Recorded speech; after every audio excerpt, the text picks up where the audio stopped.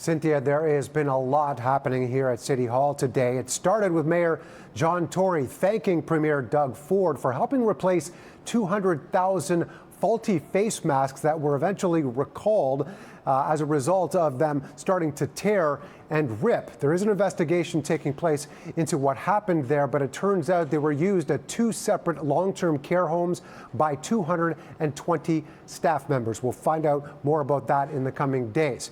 As for other focal points today, one has included focusing on the city's less vulnerable or more vulnerable.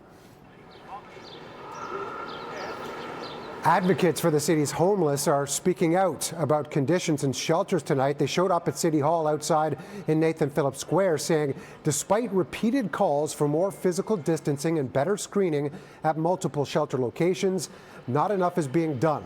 One case of COVID-19 was confirmed at Seton House yesterday.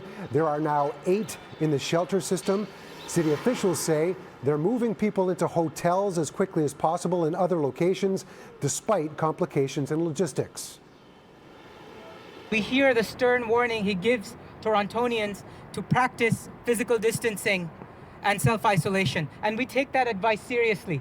But it is imperative that his own administration take that advice seriously and move people out of these shelters and move them into hotel rooms now.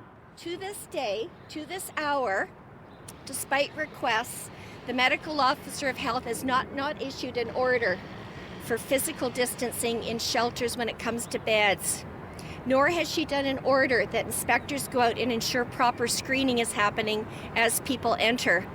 And honestly, you just have to walk into any one of these sites in the city and you will see an outbreak ready to happen. It was always there and it's worse now. We're learning how contagious this virus is. I will reiterate that we have been doing this for a number of weeks and we have had a number of actions that we've been taking. So we did create physical distancing in our respites first by very rapidly opening programs in community centres. At this stage, there doesn't appear to be any merit or need for an order to be given. And as you've heard us say from this table many times, that effective public health measures are best done on a voluntary basis. Now, the scenario involving COVID-19 cases at the Seven Oaks long-term care home is also getting worse. Dr. Eileen de Villa now says there are 45 people confirmed with the virus, 56 probable cases among 249 residents. Several staff have also tested positive despite increased measures being put in place.